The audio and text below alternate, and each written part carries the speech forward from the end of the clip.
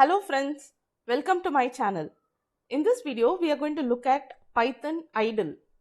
IDLE stands for Integrated Development and Learning Environment.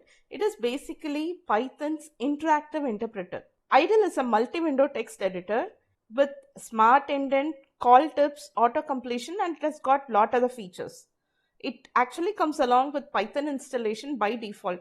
So in the system where Python is installed, search for IDLE and you will see the idle.bat file.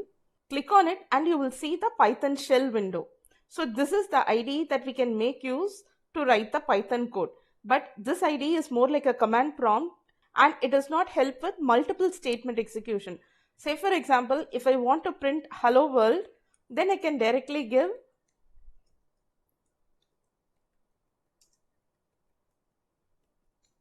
print hello world and my output gets displayed here.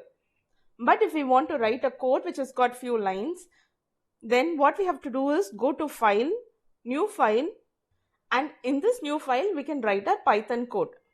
Let's say I want to greet a person. So in that case, I'll first get the username and then I'll print a greeting message. So using the input function, I'll first get the user's name and then I'll print hello followed by the username, welcome to TechieTalkee.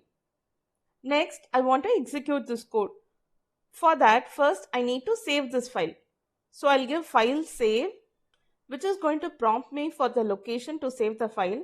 So I'll choose a folder and then I'll give sample followed by py, which indicates that it is a Python file.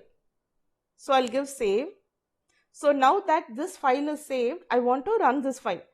So I'll go to run and then click on run module, or alternatively I can hit F5 also. This sample.py file is getting executed where it is prompting me to enter the name. Let's say I want to give it to be PyDev. So it is going to greet me saying, hello PyDev, welcome to TechieTalkee. And this is how we can use the Python IDLE to create a Python file and execute it. Thank you for watching this video.